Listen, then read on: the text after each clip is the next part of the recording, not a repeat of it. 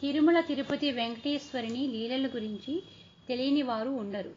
ఆయన ఎందరికో కొంగు బంగారమని, పిలిచిన పలికే దైవమని, నమ్మి కొలిచిన వారి వెంటే ఉన్నానని, తన ఉనికిని ఎందరికో ఎన్ని విధాలుగానో తెలియపరుచుకుంటూనే ఉన్నారు. అది అందరికీ తెలిసిన విషయమే. అయితే మాకు ఆయన నిదర్శనాన్ని చూపించారు. మేము ప్రతి సంవత్సరము వినాయక చవితి అందరిలానే చేసుకుంటాం.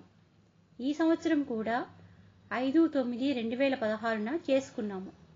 ప్రతి సంవత్సరము వినాయకునితో పాటు వెంకటేశ్వరుని పటం కూడా పెట్టుకుంటాం. కానీ ఈ సంవత్సరం వెంకటేశ్వరుని పటం మాని లక్ష్మీదేవి, సరస్వతీదేవిని పెట్టి పాలవెల్లి అలంకరించాం. ప్రసాదాలు తయారు చేద్దామని కుడుములు చేసి కుక్కర్లో పెట్టాను. తర్వాత మా పాప 21 కుడుములు పెట్టాలంట అమ్మా అంది. ఉంటాయిలే అన్నాను. కానీ అప్పుడు మొదలైంది. 21 ఉన్నాయో లేవో, లేకపోతే మళ్ళీ సంవత్సరం దాకా సెంటిమెంట్గా ఉంటుంది అని అనుకున్నాను. అలాగే పుస్తకం చదివి పూజ ముగించి నైవేద్యం పెట్టడానికి కుడుములు, పాయసం వగైరా అన్నీ తెచ్చి పెట్టాను.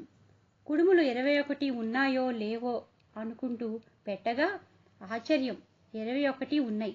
ఒకటి కూడా ఎక్కువ కానీ తక్కువ కానీ లేవు.